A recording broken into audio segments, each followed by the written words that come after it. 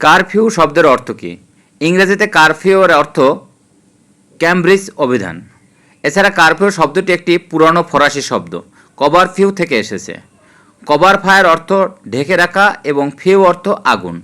সময়ের সাথে সাথে কারফিউ এসেছে একজন অপরাধীকে নির্দিষ্ট সময়ে, সাধারণত সন্ধ্যার সময়, তার বাড়িতে সীমাবদ্ধ করাকে বোঝায়।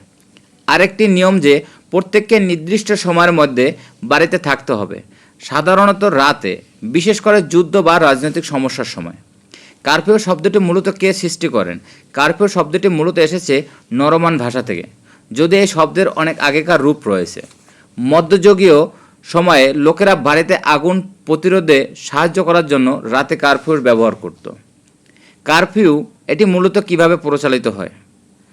মধ্যযুগ ইউরোপিয়ান শহরগুলোর বাড়িঘর সাধারণত কাঠ দিয়ে খুব গাদাগাদি করে নির্মাণ করা হতো, যার ফলে আগুন খুব দ্রুত এক বাড়ি থেকে অন্য বাড়িতে বিস্তার লাভ করত।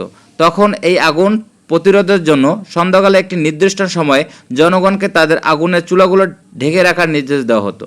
তার জন্য চুলার আগুন ঢেকে রাখার নির্ধারিত সময় হলে সংকেত হিসেবে বাজানো হতো একটি ঘণ্টা, যে ঘণ্টাকে বলা হতো কভার ফায়ার বেল। আর যদি ফ্রান্স যুগে এই আগুন ঢেকে রাখাকেই বলা হতো কভারফিউ বা কভার ফায়ার। একটি কারফিউ এমন একটি আদেশ যা নির্দিষ্ট সময়ের মধ্যে নির্দিষ্ট প্রবিধান আরোপ করে।